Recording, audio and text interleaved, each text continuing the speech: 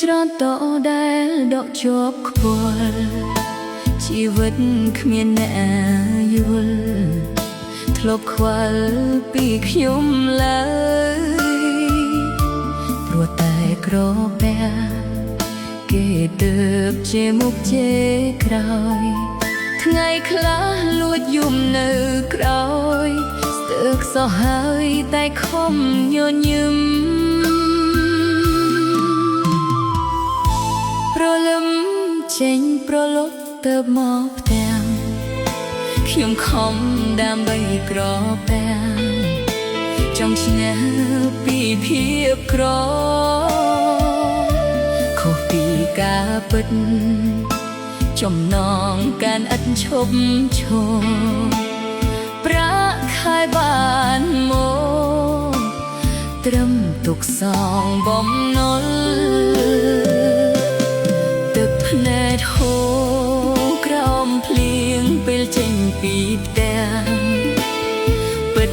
ស្រណោះខ្លួនណាស់មិនដេញជីវិតខុសគេព្រោះចំណេះទៀតមិនអាចប្រៀបស្មើនឹងគេមានតែស៊ូធ្វើជាកម្មករទេទាំងលើប្រាក់ខែដែលបដូរកំឡងជីវិតអ្នករោងចក្រអើយគ្មានឡើយស្រណុកផ្លូវចិត្តមានតែក្តីទុក្ខពុំសូវបានសុខឡើយហូបមិនសូវគ្រប់ព្រោះខ្វះមុខខ្វះក្រោយជីវិតខ្សោះខ្សោយស៊ូដងហើយតាមព្រមលិខិត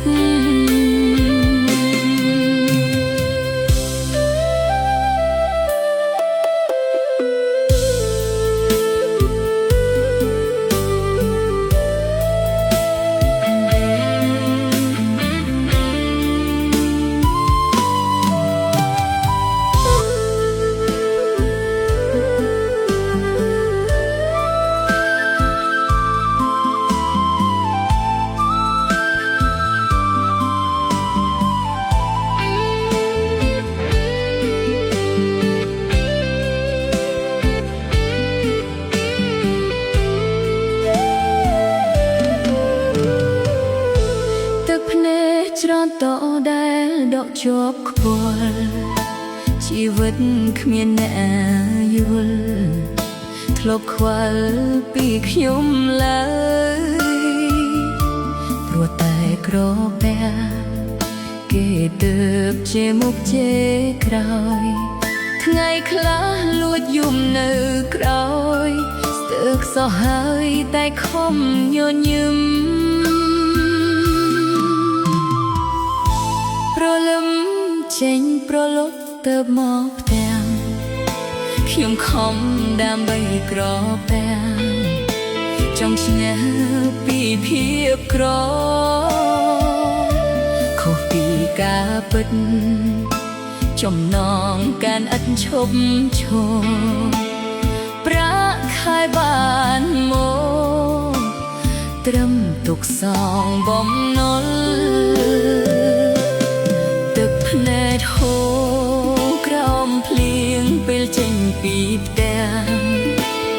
ពិតស្រណោះខ្លួនណាស់មិនដេញ